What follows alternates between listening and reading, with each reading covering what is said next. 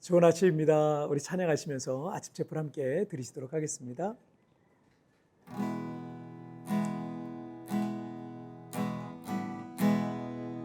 오 주님, 당신은 내 삶 구석구석까지 감찰하시며 나를 응원하시는 분, 길을 밝혀서 영원한 생명의 길로 인도하시며 나를 격려하시는 분, 크고 작은 갈등을 겪곤 하지만 항상 결국 당신을 선택합니다.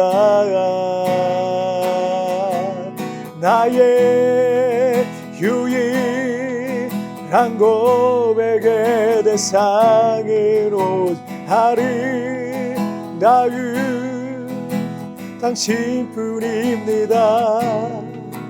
나의 유일한 고백의 대상은 오직 아름다운 당신뿐입니다.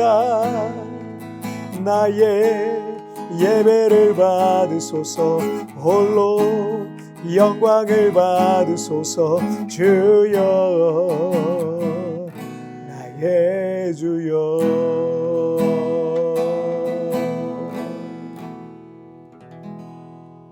아멘. 자, 우리 같이 기도하시겠습니다. 하나님 아버지, 감사합니다. 오늘 이 아침에도 예배 자리 하나님의 거룩한 지성소 앞으로 나아가게 하시니 감사합니다.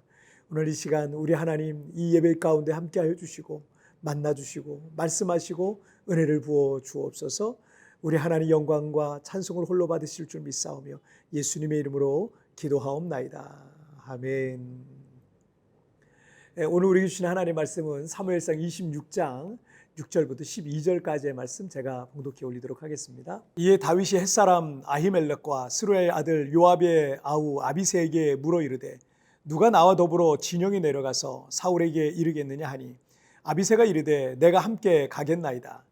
다윗과 아비새가 밤에 그 백성에게 나아가 본즉 사울이 진영 가운데 누워 자고 창은 머리곁 땅에 꽂혀 있고 아브넬과 백성들은 그를 둘러 누웠는지라.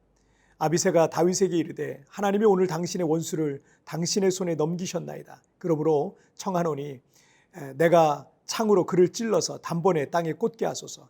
내가 그를 2번 찌를 것이 없으리이다 하니 다윗이 아비새에게 이르되 죽이지 말라. 누구든지 손을 들어 여호와의 기름 부음 받은 자를 치면 죄가 없겠느냐 하고 다윗이 또 이르되 여호와께서 살아계심을 두고 맹세하노니 여호와께서 그를 치시리니 혹은 죽을 날이 이르거나 또는 전장에 나가서 망하리라.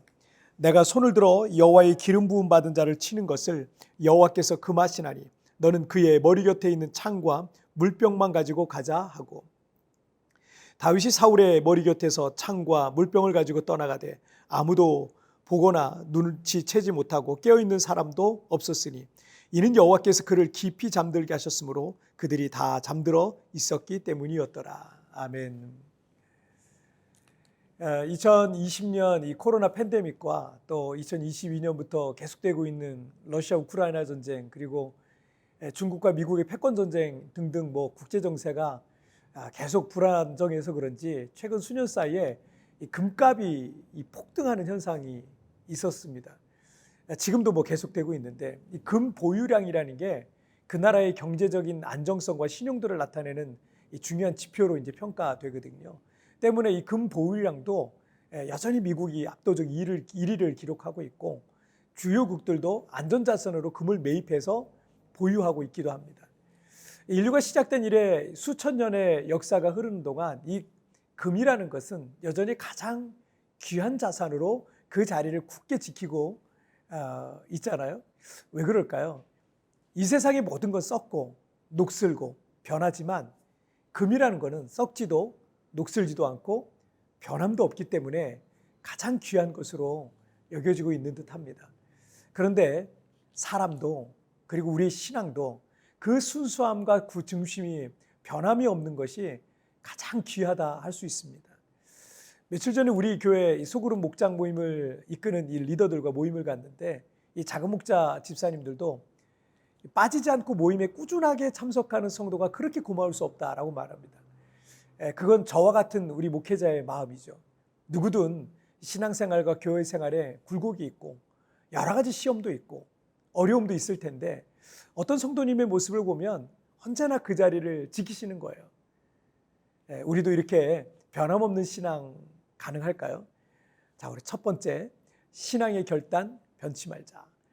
사무엘상 24장에서 다윗은 엔게디 광야의 그 한 동굴에서 사울왕을 죽일 수 있는 절호의 찬스를 만났었지만 그는 여호와의 기름 부음 받은 자를 죽이는 것은 죄라고 생각했어요. 결국 사울왕을 살려주게 됩니다. 그것은 다윗의 신앙적 결단이었습니다. 물론 그 이후로도 두 마음이 계속 갈등을 일으켰을 겁니다. 그때 사울왕을 죽이고 이 지긋지긋한 이 싸움을 끝냈어야 했나? 아니야, 하나님께서 세우신 왕을 내가 뭐라고 하나님께서 기뻐하시지 않아. 잘했어. 우리가 어떤 믿음의 결단을 했어도 여러분 이런 두 마음은요 우리 안에서 계속 갈등을 겪곤 합니다. 사울왕은 다윗이 자신을 죽일 수도 있었지만 살려준 것에 크게 이제 감동을 받죠. 그래서 다윗 쫓기를 그치고 이제 왕궁으로 되돌아갑니다. 그렇게 사울왕과 이 다윗은 마치 휴전과 같이 추격과 도피의 소강 상태의 시기를 어느 정도 이제 보내게 됩니다. 그러던 어느 날 어떤 사람이 사울 왕궁에 올라와서 다윗과 그 부하들이 숨어 있던 지역을 특정해서 제보하게 됩니다. 그 순간 이 잠잠하던 사울의 마음이 갑자기 또 돌변합니다. 그래서 3,000명의 정예부대를 소집해서 다시 다윗이 숨어 있었던 십광야로 들어간 겁니다. 다윗도 이 사울왕이 3,000명의 특수부대와 함께 십광야로 들어온 것을 알게 됐고 또 깊은 밤에 아비새라는 장수와 함께 사울의 진영을 정탐합니다. 그런데 이 사울왕은 진영 한가운데 누워 자고 있었고 그의 군대 장관 아브넬 그리고 군사들은요 그를 뺑 둘러서 깊이 잠들어 있었던 겁니다. 8절 한번 보실까요? 아비새가 다윗에게 이르되 하나님이 오늘 당신의 원수를 당신의 손에 넘기셨나이다. 그러므로 청하오니 내가 창으로 그를 찔러서 단번에 땅에 꽂게 하소서. 내가 그를 두 번 찌를 것이 없으리이다 하니.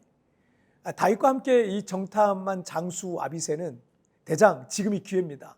사울왕 죽이고 이 지긋지긋한 도피와 전쟁을 끝냅시다 라고 장수로서 말하는 거예요. 우리의 신앙적 유혹과 시험은 단 한 번만 오진 않습니다. 내가 이전에 그 시험에 승리했다고 해서 마귀가 영영 떠나서 그 이후로 절대 그런 시험과 유혹이 안 오는 게 아닙니다. 우리가 한 번은 잘 견뎌내고 참아냈는데 다음에 한 번 더 건드리면 폭발하는 경우가 있지 않습니까? 그런데 그 두 번째 혹은 세 번째 시험과 유혹에 넘어지면 그 전에 아무리 승리했다 할지라도 모든 것을 다 잃게 될 수 있어요. 시작은 실수도 하고 좀 부족해도 나중에 승리하고 성공하는 게 더 낫잖아요. 처음에 아무리 대단한 성공을 이루었어도 나중에 실패하면 그 데미지는 훨씬 더 클 수밖에 없는 것입니다. 결국 그 일로 인해서 명예도 잃고 돈도 잃고 수치와 조롱의 대상이 될 수 있는 것입니다. 지난번에 그 시험과 유혹을 잘 견뎌냈는데 이번에 또 비슷한 시험이 온 겁니다. 또 넘어가야 됩니다. 전에 둘도 없는 친구였어도 크게 실망할 만한 어떤 일들이 있으면 나중에 원수도 그런 원수가 없는 거예요. 사람도 처음부터 마지막까지 변함없는 그런 사람이 진짜 괜찮은 사람인 것처럼 여러분 우리 신앙도 하나님 앞에서 변함이 없어야 돼요. 하나님 앞에 했었던 신앙의 결단 변하면 안 됩니다. 포도나무가 가지에 붙어만 있어도 많은 열매를 맺지만 가지가 포도나무가 싫다고 떨어져 나가면 결코 열매를 맺을 수가 없는 겁니다. 신앙의 결단 변하면 모두 다 잃습니다. 자, 둘째는요. 하나님은 살아계신다. 우리가 마음을 굳게 정했어도 주변에서 이러저러한 말들이 계속 들려오거나 그렇게 하면 안 된다고 그건 바보 같은 짓이라 이렇게 말하면 내가 틀린 건가? 잘못된 선택을 하는 건가? 이런 생각이 들 수밖에 없을 겁니다. 때론 무조건 귀를 닫고 있는 것보다 주변 사람들로부터 어떤 지혜를 얻을 수도 있을 겁니다. 하지만 사람들의 여러 의견들이 있을 수 있지만 여러분, 우리가 절대적으로 믿고 의지해야 될 건요, 하나님의 말씀과 그분의 뜻입니다. 그래서 때로는 리더가 고집스러워 보일 수도 있고 꽉 막힌 사람처럼 느껴질 수도 있을 겁니다. 그러나 리더가 하나님의 말씀과 주님의 뜻대로 우직하게 나아가고 있다면 여러분, 그런 리더는 하나님께서 책임져 주시고요, 그 공동체는 하나님의 뜻 안에 있게 될 겁니다. 자, 여러분 9절 말씀을 한번 보실까요? 다윗이 아비새에게 이르되 죽이지 말라. 누구든지 손을 들어 여호와의 기름 부음 받은 자를 치면 죄가 없겠느냐 하고, 다윗은 함께 정탐 온 장수 아비새에게 이 사울 왕을 죽이지 못하도록 막습니다. 그리고 10절에서 여호와께서 그를 치시리니 라고 말하면서 여호와의 기름 부음 받은 자의 심판은 하나님께서 직접 하시게 될 것을 말하고 있습니다. 그리고 다윗은 아비새에게 사울 왕의 머리맡에 있는 창과 물병만 갖고 가자라고 이렇게 말하고 있는 모습입니다. 자, 그리고 12절에 보시면 다윗이 사울의 머리 곁에서 창과 물병을 가지고 떠나가되 아무도 보거나 눈치채지 못하고 깨어있는 사람도 없었으니 이는 여호와께서 그들을 깊이 잠들게 하셨으므로 그들이 다 잠들어 있었기 때문이었더라. 이 사울 왕은 이 군대 장관 아브넬과 3,000명의 정예부대원들 한가운데 있었습니다. 그런데 다윗과 아비새는 사울 왕이 잠들어 있는 그 침상 앞에까지 침투한 거예요. 거기까지 침투한 것도 놀라운데 그 3,000명이 단 한 사람도 눈치채지 못하고 모두 다 깊이 잠들어 있었다는 겁니다. 왜냐하면 하나님께서 그 3,000명 모두를 깊이 잠들게 하셨기 때문이라는 거죠. 하나님이 하시는 일인 거예요. 여러분, 하나님께서는 살아계십니다. 내가 믿음으로 살아가고 믿음의 결단을 한 뒤에 괜히 나만 손해보는 것 같고 내 인생의 결말이 나쁘게 끝날 것 같은 불안함이 들 수 있을 겁니다. 그러나 우리가 믿음으로 결단했고 그대로 순종했다면 여러분 잘하고 계신 거예요. 왜냐하면 하나님은 살아계셔서 변함없는 믿음으로 순종하고 있는 당신의 자녀들 반드시 붙들어 주실 겁니다.